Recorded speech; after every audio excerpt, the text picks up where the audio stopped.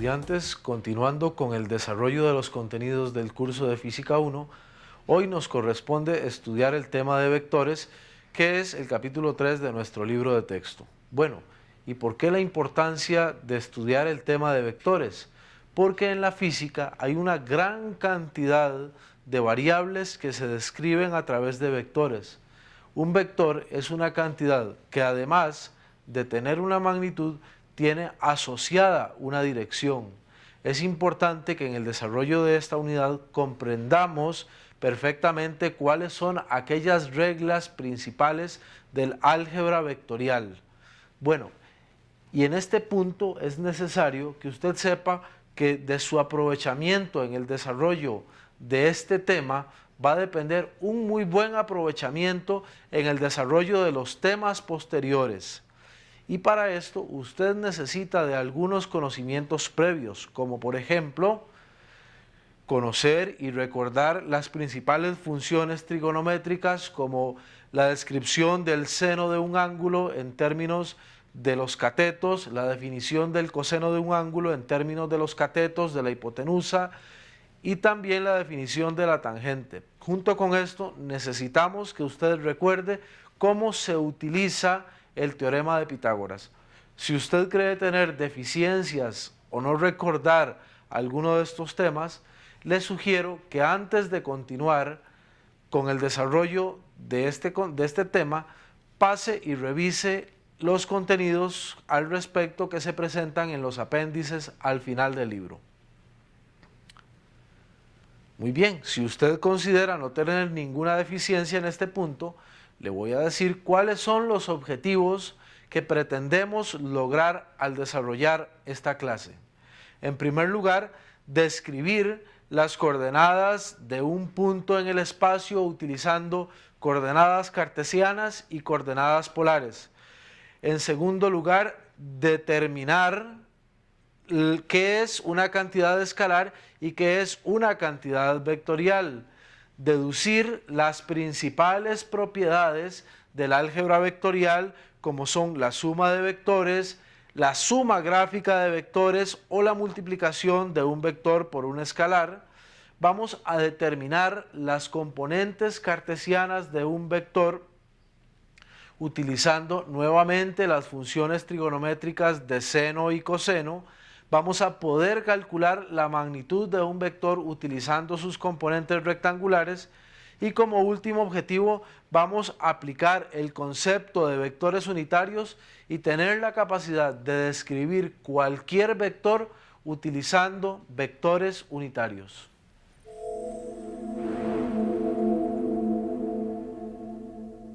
Hay una gran cantidad de situaciones prácticas en la física que necesitan describir la posición de un objeto. Bueno, ¿y qué necesitamos para poder describir la posición de un objeto? Necesitamos un eje de coordenadas al cual nos vamos a referir. ¿Y en qué consiste un eje de coordenadas? En su forma más simple va a consistir de un eje horizontal al cual le vamos a llamar el eje X, de un eje vertical al cual le vamos a llamar el eje Y, y del punto donde se intersectan estos ejes le vamos a llamar el origen, tal y como lo podemos ver acá. Para propósitos de nuestro curso utilizaremos un sistema de coordenadas cartesiano o un sistema de coordenadas rectangulares, que es este sistema descrito por un eje X y por un eje Y. Pero algunas veces o para algunas situaciones es muy importante representar o utilizar no un sistema de ejes cartesianos, sino un sistema de ejes polares, donde un punto yo lo puedo representar por una línea trazada desde el origen a ese punto y un ángulo que va a formar este punto que estoy describiendo con alguno de los ejes cartesianos. Cuando utilizamos un sistema de coordenadas polares, decimos que estamos describiendo un punto en términos de r y en términos de zeta, donde r es distancia y zeta es ángulo. Veamos la siguiente representación. Tenemos un punto y a ese punto le podemos asociar un par ordenado XY. Pero podemos trazar una línea desde el origen a este punto XY y a esa línea le vamos a llamar R. Y ahora veamos el ángulo que nos hace esta línea, en este caso con el eje X. Entonces, si hablamos de R y cita, ya tenemos una descripción completa de ese punto utilizando coordenadas polares. Bueno, pero ustedes se preguntarán, ¿existe alguna manera para que nosotros podamos transformar de coordenadas polares a coordenadas cartesianas o de coordenadas cartesianas a coordenadas polares? La respuesta es sí. Y la clave para esto está en la utilización de las funciones trigonométricas de seno y coseno. Por ejemplo, un punto X yo lo puedo representar como R, donde R es la distancia del origen al punto, multiplicado por el coseno del ángulo que forma esta línea R con el eje coordenado X. Y lo podría representar como R multiplicado por el seno del ángulo. Utilizando el concepto de tangente, podemos ver que la tangente de este ángulo es igual a Y entre X. Eso significa que si yo quiero encontrar el ángulo, lo único que debo hacer es tomar la tangente inversa de Y entre X. Prácticamente cualquier calculadora científica le permite esta opción de que usted calcule las funciones inversas de la función, en este caso tangente, para que pueda calcular sin mayor dificultad el ángulo. Pero también podríamos utilizar el teorema de Pitágoras para calcular el valor de R si lo que tenemos es el punto X y el punto Y. Si nosotros suponemos que R es la hipotenusa de un triángulo rectángulo, entonces por el teorema de Pitágoras, este R va a ser igual al X al cuadrado más Y al cuadrado, raíz cuadrada de esa suma. Y eso es una aplicación del teorema de Pitágoras que espero usted no tenga ningún problema en aplicar. Para ilustrar lo anterior, vamos a resolver el siguiente problema.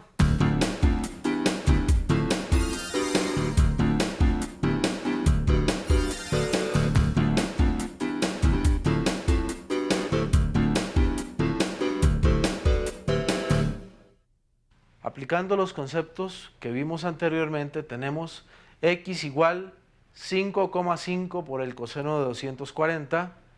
Usted puede verificar fácilmente esto en su calculadora. El resultado da menos 2,75 metros. Y igual 5,5 por el seno de 240 y esto da igual menos 4,75 metros. De igual forma, si tenemos también las coordenadas rectangulares, podemos encontrar las coordenadas polares y para eso vamos a resolver un nuevo problema.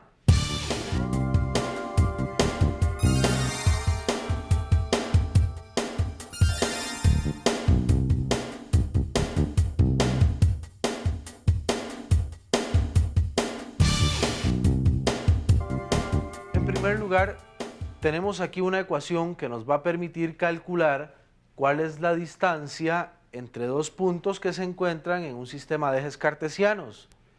La distancia se calcula como x2 menos x1 al cuadrado más y2 menos y1 al cuadrado. Para los puntos que se nos presentan en este problema tenemos x1 menos x2 al cuadrado sería menos 3 menos 2 al cuadrado más ahora y2 menos y1 al cuadrado, que sería 3 menos 4. Esto nos daría 25 más 49 raíz cuadrada y esto da 8,6 metros. Es importante recordar en este momento que cualquier número negativo que nosotros estemos elevando al cuadrado nos va a dar positivo. Por esta razón, un número como el menos 3 menos 2 que da menos 5 al cuadrado me daría 25, o sea, un número positivo, así que no vamos a tener nunca problemas de números negativos metidos dentro de una raíz cuadrada. Muy bien, ahora calculamos las coordenadas polares para el primer punto que se nos presenta en este problema. Utilizando el hecho de que r es igual a x2 más y2 al cuadrado, tendríamos r igual 2 al cuadrado más 4 al cuadrado, o sea, 4 más 16, 20, raíz cuadrada de 20, igual 4,47 metros. Para el ángulo vamos a usar la tangente inversa. Usted nuevamente puede verificar esto muy fácilmente con su calculadora. Sería tangente inversa de y entre x, o sea, tangente inversa de 4 entre 2, y esto nos da un ángulo de 63,4 grados aproximadamente. Vean que es importante tener en cuenta que la función tangente puede ser positiva en dos cuadrantes o puede ser negativa en dos cuadrantes. Para resolver esto y para que usted no tenga ninguna dificultad a la hora de expresar los signos de las componentes o saber exactamente si lo que tenemos es un ángulo positivo o un ángulo negativo, vamos a ver más adelante cómo podemos relacionar esto con los signos de cada una de las componentes en cada uno de los 4 cuadrantes de nuestro sistema de ejes cartesianos. Muy bien, vean que hemos utilizado algunos conceptos que nos van a servir para poder describir más adelante qué es un vector, pero hasta el momento no hemos dado ningún ejemplo de lo que es un vector. Y para poder dar un ejemplo de lo que es un vector, vamos a comenzar primero dando un ejemplo de lo que es un escalar. Piense en este momento, usted en qué puede ser una cantidad escalar. Recuerde que debería ser una cantidad que solo tenga magnitud. El tiempo es una cantidad escalar. La temperatura es una cantidad escalar. La energía es una cantidad escalar. ¿Por qué escalar? Porque con solo que yo le diga a usted que en este momento la temperatura en esta habitación es de 23 grados centígrados, queda completamente determinado y claro qué fue lo que yo quise decir. O simple y sencillamente, si yo le digo que usted va a durar 30 minutos haciendo un viaje de 2 kilómetros, con esos 30 minutos a usted le queda perfectamente clara la noción de tiempo relacionado a ese pequeño viaje que va a hacer. Pero, ¿qué pasa con las cantidades escalares? ¿Quedarán completamente determinadas con solo decir su magnitud? No. Por ejemplo, si yo le digo a usted, mire, yo para ir a mi casa tengo que caminar 500 metros. Piense en cuántas posibilidades de 500 metros podríamos tener. Puede ser que sean a mi derecha, puede ser que sean a mi izquierda, puede ser que sean en una diagonal o hacia el frente o hacia atrás. Usted realmente no sabría cómo llegar. Pero si yo le digo, mire, si usted quiere llegar a mi casa, debe caminar 500 metros en línea recta hacia la izquierda y después 50 metros en línea recta hacia el frente, posiblemente no va a tener ninguna complicación en llegar. ¿Por qué? Porque yo le di una magnitud al darle las distancias y le di una dirección, o sea, le di un vector para que usted se pudiera orientar sin mayor dificultad. ¿Qué otras cantidades son vectoriales? Lo veremos más adelante con algunos ejemplos. Por ahora es necesario que usted guarde en su cabeza la idea de que la fuerza es una cantidad vectorial, que la aceleración es una cantidad vectorial, que el desplazamiento del que hablamos en el capítulo anterior también es una cantidad vectorial. Y así como esas, hay muchas cantidades vectoriales que vamos a ir utilizando en el transcurso y en el desarrollo de nuestro curso. Muy bien, con estos ejemplos para cantidades escalares y para cantidades vectoriales, podríamos preguntarnos, ¿Se sumarán las cantidades vectoriales igual que como se suman las cantidades escalares? Pues la respuesta es no. Nosotros, desde nuestros primeros pasos en la escuela, estamos acostumbrados a sumar cantidades escalares y simple y sencillamente nos enseñaron que 2 más 1 me daba 3. Pero ahora, si yo tuviera un vector que tiene 2 unidades en una determinada dirección y otro vector que tiene una unidad en una determinada dirección, esto no necesariamente va a sumar 3. ¿Por qué razón? Porque las reglas para suma de vectores son un poco diferentes a las reglas que nosotros conocemos comúnmente para sumar escalares. Bueno, ¿qué es importante antes de que yo comience a sumar un vector? Lo mismo de siempre, verificar que los dos vectores que yo voy a sumar tengan las mismas unidades. Yo no podría sumar un vector de fuerza con un vector de desplazamiento, o yo no podría sumar un vector de velocidad con un vector de aceleración, pero también tengo que garantizar que los dos vectores que yo voy a sumar tengan exactamente las mismas dimensiones. Por ejemplo, podría sumar dos vectores de desplazamiento, pero si uno está en metros y el otro está en centímetros, necesito primero que los dos vectores estén en metros para poder hacer de la manera más correcta esta suma. Un primer método que vamos a estudiar en este momento es el de suma gráfica de vectores. Básicamente tenemos tres maneras para sumar vectores de forma gráfica y estas tres formas son equivalentes entre sí. La primera es el método del triángulo, que se usa principalmente para sumar dos vectores. Tenemos también el método del polígono, que es una extensión del método del triángulo, por lo tanto el método del polígono nos sirve para sumar dos o más vectores. Y tenemos también el método del paralelogramo, que nos sirve para sumar dos vectores. Veamos algunos ejemplos. Por ejemplo, si yo quiero hacer una suma gráfica de vectores, tengo que tener presente lo siguiente, que esta suma gráfica va a implicar hacer trazos a escala. Por lo tanto, estos vectores que yo voy a representar deberían corresponder con una escala adecuada a lo que yo estoy representando en un papel. Y lo más adecuado también es utilizar un papel que sea cuadriculado o cuadriculado milimétrico. Y para poder trazar estos vectores necesito también un transportador para medir de la manera más correcta los ángulos. Veamos aquí un ejemplo. Si yo quiero sumar dos vectores utilizando el método del triángulo, vamos a colocar en primer lugar este vector A en forma horizontal. En el método del triángulo vamos a colocar los dos vectores en forma consecutiva. Esto significa que donde termina el vector A va a comenzar el vector B. Ahora, trazo una línea desde el inicio de A hasta el final de B.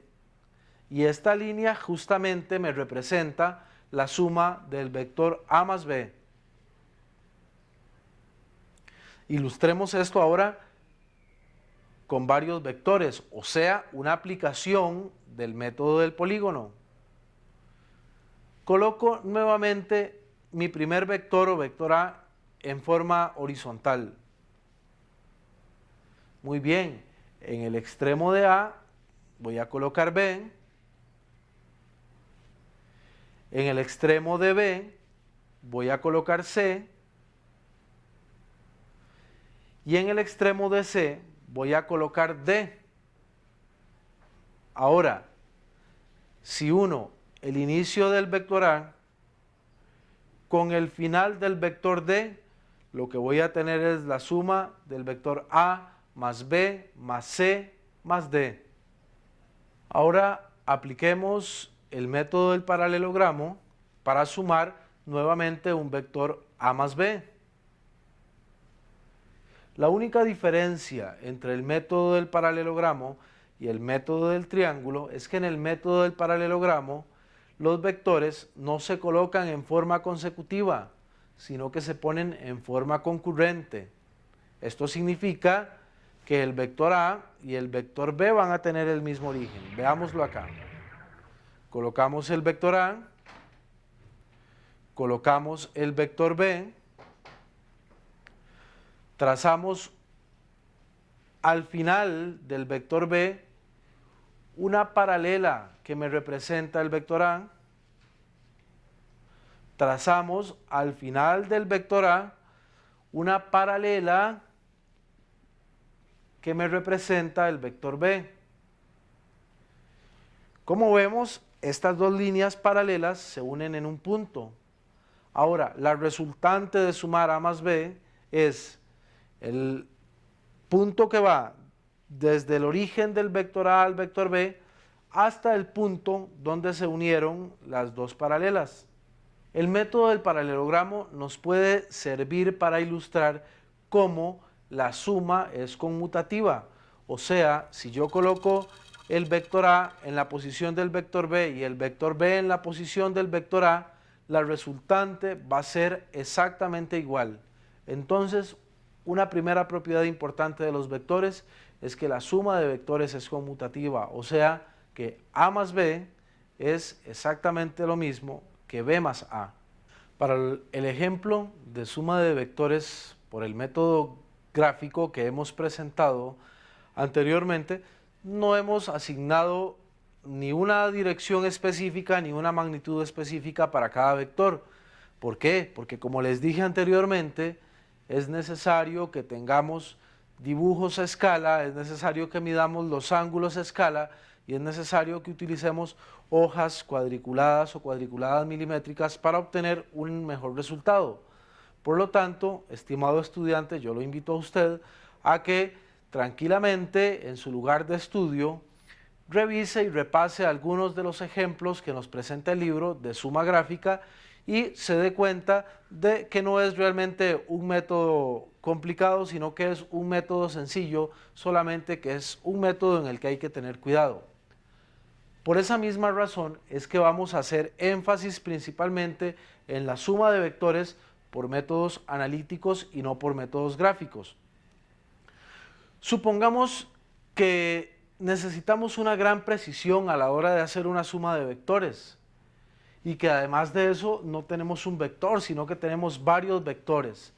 En estas circunstancias, el método gráfico no solamente resulta un poco más tedioso, sino que al final no nos va a dar un resultado tan exacto como sí nos los va a dar el método analítico para la suma de vectores. ¿Y qué es realmente el método analítico? Para que usted lo entienda, yo espero que haya entendido lo que describimos al inicio de la clase relacionado con las funciones seno y coseno. Tracemos ahora un sistema de coordenadas y tracemos un vector A. Vamos a trazar la proyección de este vector A sobre el eje X y ahora vamos a trazar la proyección de este vector A sobre el eje Y. A la proyección sobre el eje X le vamos a llamar AX. A la proyección sobre el eje Y le vamos a llamar AY. Y por lo que habíamos visto anteriormente, AY va a ser igual a A, que es la magnitud del vector, multiplicado por el coseno del ángulo, y AY va a ser igual a A multiplicado por el seno del ángulo. Nuevamente, la magnitud de este vector A va a ser igual a AX al cuadrado más AY al cuadrado. Para encontrar el ángulo θ, nuevamente utilizamos la función tangente inversa de AY entre AX. Como les había mencionado anteriormente, en este punto sí es estrictamente necesario que tengamos una gran claridad acerca de los signos que van a tener cada una de las componentes en los 4 cuadrantes de nuestro eje de sistema cartesiano. En el primer cuadrante, AX positivo, AY positivo. Segundo cuadrante, AX negativo, AY positivo. Tercer cuadrante, AX negativo, AY negativo. Cuarto cuadrante, AX positivo, AY negativo. Observe que el signo tanto de AX y AY para cada uno de los cuadrantes está representado por el signo del eje cartesiano. Por ejemplo, en el tercer cuadrante estamos en la parte negativa del eje Y y en la parte negativa del eje X. Por esa razón, tanto AX como AY son negativas. Es importante también que usted observe que conociendo con mucha claridad el signo de cada una de las componentes en los 4 cuadrantes, no es necesario que utilicemos el signo a la hora de calcular el ángulo en la tangente inversa. ¿Por qué? Porque usted de antemano va a saber en qué cuadrante está ubicado ese vector. Por ejemplo, si yo tengo un vector cuya componente X es positiva y cuya componente Y es positiva, no hay ninguna duda que va a estar en el primer cuadrante, porque ese cuadrante es el único que cumple con esa condición. Si yo tengo un vector cuyas dos componentes son negativas, el único cuadrante que cumple con esa condición va a ser el tercer cuadrante. Y dependiendo de las circunstancias, podría estar ubicado en el segundo cuadrante o podría estar ubicado en el cuarto cuadrante, dependiendo de cuál de las dos componentes sea la que tenga el signo positivo y cuál tenga el signo negativo. Recuerde que siempre el ángulo que le va a dar su calculadora va a ser un ángulo medido con respecto al eje X. Por ejemplo, si estamos en el tercer cuadrante, o sea, con las dos componentes negativas, usted va a calcular la tangente inversa de la componente Y entre la componente X y va a saber que el ángulo que le va a dar va a estar medido a partir del eje X, en este caso hacia abajo, porque sería el eje que nos permite o el ángulo que nos permite estar en el tercer cuadrante. Las cantidades vectoriales se expresan muy frecuentemente en términos de vectores unitarios. Un vector unitario es un vector cuya magnitud es exactamente igual a 1 y que está dirigido en cada uno de los ejes coordenados. Por ejemplo, el vector Y unitario está dirigido en la dirección del eje X, el vector unitario J está dirigido en dirección del eje Y y el vector unitario K está dirigido en dirección del eje Z. En este caso tendríamos un sistema tridimensional. Muy bien, entonces, en notación de un vector unitario, para el vector A con el que estuvimos trabajando anteriormente, ¿cuál sería su representación?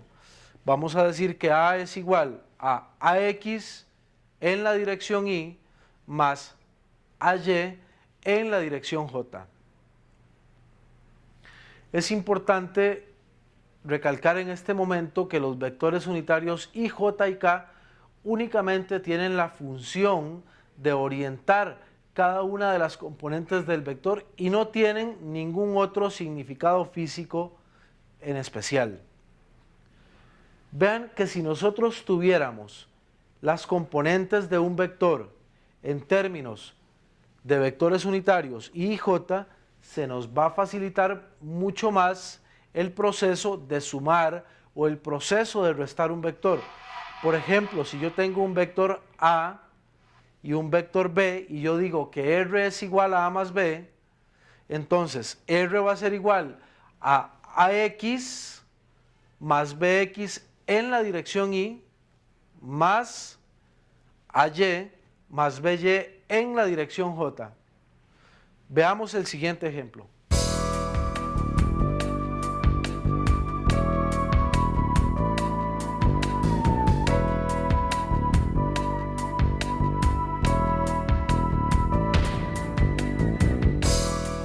Para calcular D, tenemos que sumar A más B más C. O sea, la componente Y del vector A más la componente Y del vector B más la componente Y del vector C.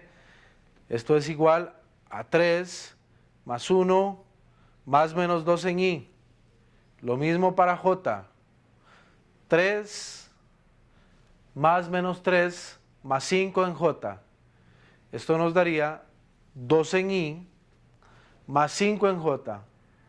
Veamos que como las dos componentes de este vector son positivas, podemos deducir de una vez que la suma, o sea el vector D, va a estar en el primer cuadrante porque es el único cuadrante en el cual las dos componentes son positivas. ¿Cómo encontramos la magnitud de D? Aplicando el teorema de Pitágoras. Magnitud de D igual componente de x al cuadrado más componente y al cuadrado, o sea, 2 al cuadrado más 5 al cuadrado. Esto me da 5,38 metros. La dirección la encontramos con la función tangente inversa.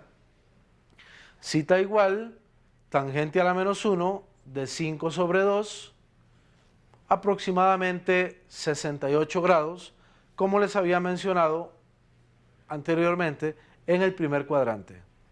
¿Qué pasaría si ahora nosotros tenemos que sumar 2, 3, 4 o más vectores y estos vectores están en coordenadas polares y no en coordenadas cartesianas?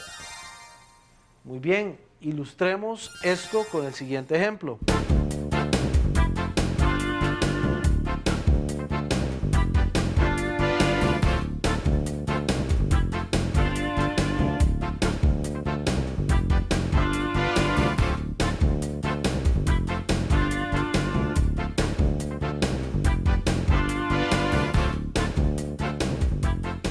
Siempre es conveniente, antes de comenzar a resolver un problema de suma de vectores utilizando métodos analíticos, que hagamos un dibujo para que tengamos la total claridad de dónde está colocado cada uno de los vectores y cuál es el signo de sus componentes de acuerdo al cuadro que habíamos visto anteriormente.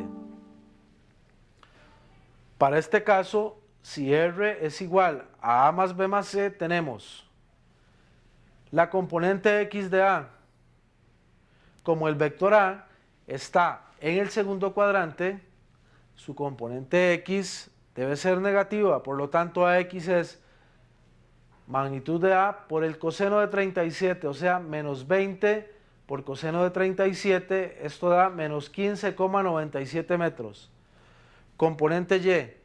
Para el segundo cuadrante, la componente Y de un vector es positiva, por lo tanto, AY es 20, seno de 37 da 12,04 metros. Para el vector B, como está en el primer cuadrante, tanto su componente X como su componente Y son positivas. Bx igual 40 por coseno de 45 igual 28,28 metros.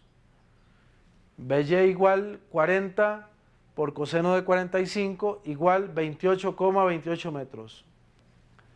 Para el vector C, como está en el cuarto cuadrante, tenemos que su componente X es positiva y su componente Y es negativa. Entonces, componente X igual 30 por coseno de 60 igual 15,0 metros. Componente Y menos 30 por el seno de 60 igual menos 25,98 metros. Para encontrar la resultante de esos tres vectores, vamos a sumar ahora todas las componentes X y todas las componentes Y. Si sumamos todas las componentes X, nos daría 27,31. Si sumamos todas las componentes y nos da 14,34. Por lo tanto, R expresado en términos de vectores unitarios y J sería R igual 27,31 en I más 14,34 J en metros. ¿Cuál es la magnitud de este vector? Aplicamos nuevamente el teorema de Pitágoras. Magnitud de R igual componente de X al cuadrado más componente Y al cuadrado. O sea, 27,3 al cuadrado más 14,34 al cuadrado. La raíz de esta suma equivale a 30,85 metros. La dirección de R. Como la componente I y la componente J, o lo que es lo mismo, la componente X y la componente de Y de R son positivas, sacamos la conclusión de que R tiene que estar en el primer cuadrante porque es el único cuadrante que cumple que sus dos componentes sean positivas. Entonces, tomando la tangente inversa de componente Y entre componente X, o sea, tangente inversa de 14,34 entre 27,31, nos da aproximadamente 27,7 grados en el primer cuadrante. Así como este ejemplo que acabamos de resolver, existen en el libro de texto algunos problemas similares que yo espero que usted resuelva de acuerdo a lo propuesto en la guía de estudio que debe tener. Y con esto, pues que saque el mejor provecho de este tema de vectores que, como mencionamos anteriormente, es realmente de suma importancia para una mejor comprensión de los capítulos posteriores. Espero que nos encontremos en una próxima oportunidad. Eso es todo. Muchas gracias.